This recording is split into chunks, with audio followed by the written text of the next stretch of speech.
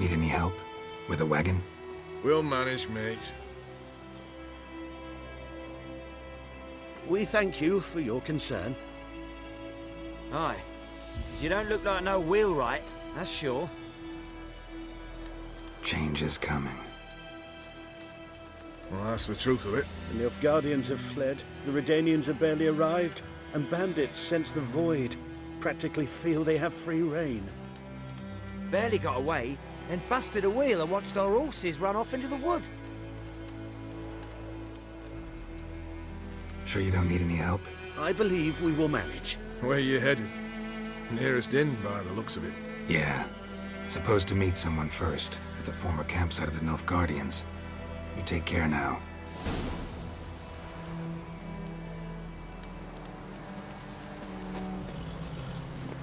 Move it!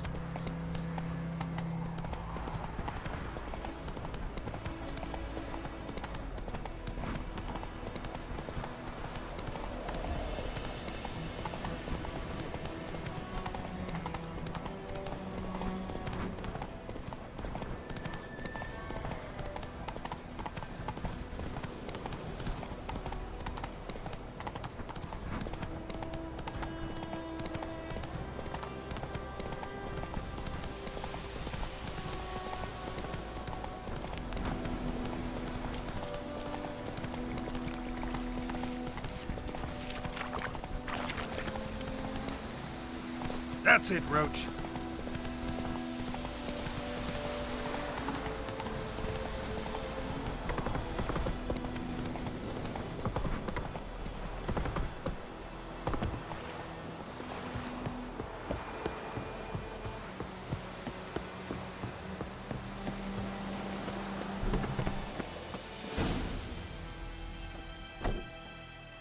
Master Ort.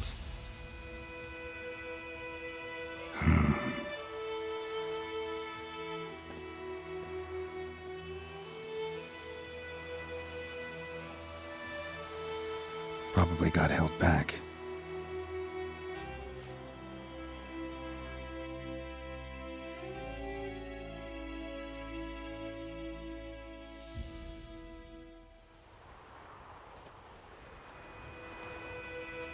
You're late. Soldiers. Blocking the roads, I know. No matter. You have it? As agreed. 38.5-inch blade. Weight just under 40 ounces. Silver-plated siderite steel core. Glyphs and runes both the length of the blade and on the hilt. Beautiful. Been in this trade for 3 decades. Only the best swordsman of the coin for my wares. When I say no Witcher has, or ever had, a better weapon, you ought to trust me. Reputation precedes you, Master Ort. I'd never doubt you. The inscription, as you asked. Zirael. Swallow. Classic Elder Speech runes, no styling, simple and precise. May I? It is yours. If you'd like to test it, have my lackeys put out a training dummy. Your payment. Gems only, as requested. If you've an eye out for work, heard of Striggers prowling the Maribor Forest. Thanks. Need to visit the tavern first, but after, who knows? Good luck on the path, Witcher.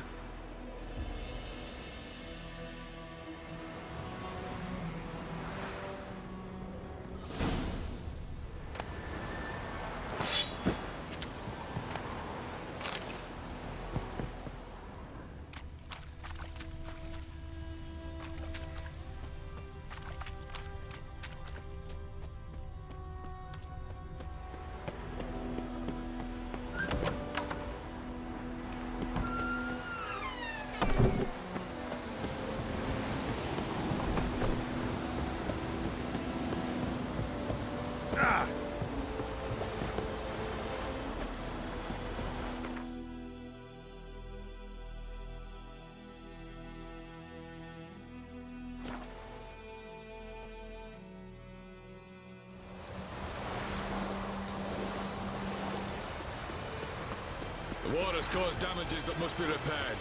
Taxes shall henceforth be doubled. All who remit payment to the treasury... What? Huh? Oh, what the fuck?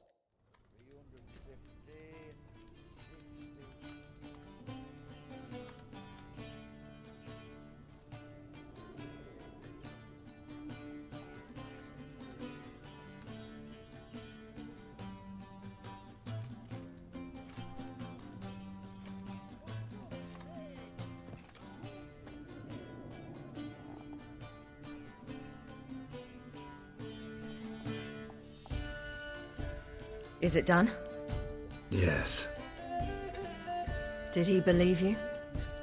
I have no idea.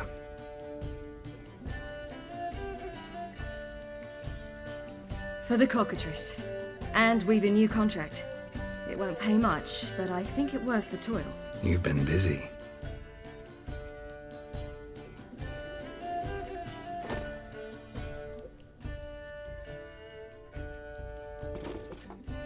It's yours.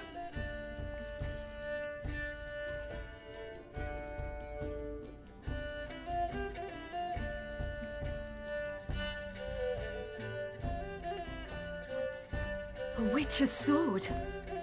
Swallow. Ooh, beautiful. May I? Not here. You'll have ample opportunity soon enough, Witcher.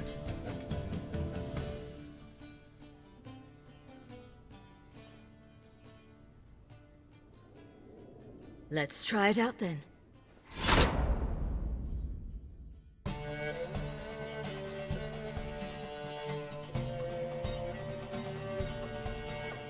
The Third Northern War was a clash between two great strategists, Radovid V, known as the Stern, and Emhyr var Emreis.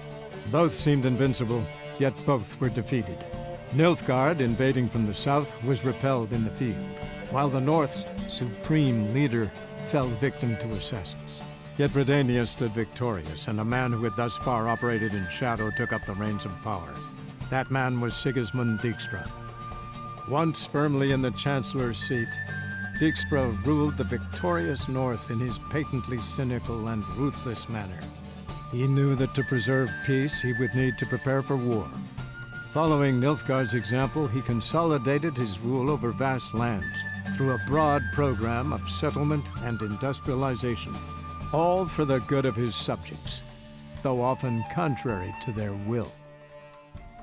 As long as his armies went from one victory to the next, Emhyr's subjects remained boundlessly obedient. When a string of humiliating defeats proved var Emreis fallible, the opposition, thus far secret, attacked. The subjects of the Emperor who had danced on the graves of his foes laid him to rest in a tomb of his own. While the continent bled engulfed by war, Skellige bloomed under Ceres's enlightened rule. Unlike those who had come before her, the young queen did not raid foreign shores, looking instead to her people, tending to her land. The island-bound nation prospered, though its fangs of yore were dulled. Cirilla, Fiona, Ellen, Rhiannon, heir to Nilfgaard's throne, chose the life of a witcher on the path. Geralt taught her all he knew, every skill he possessed, then each set off on their own.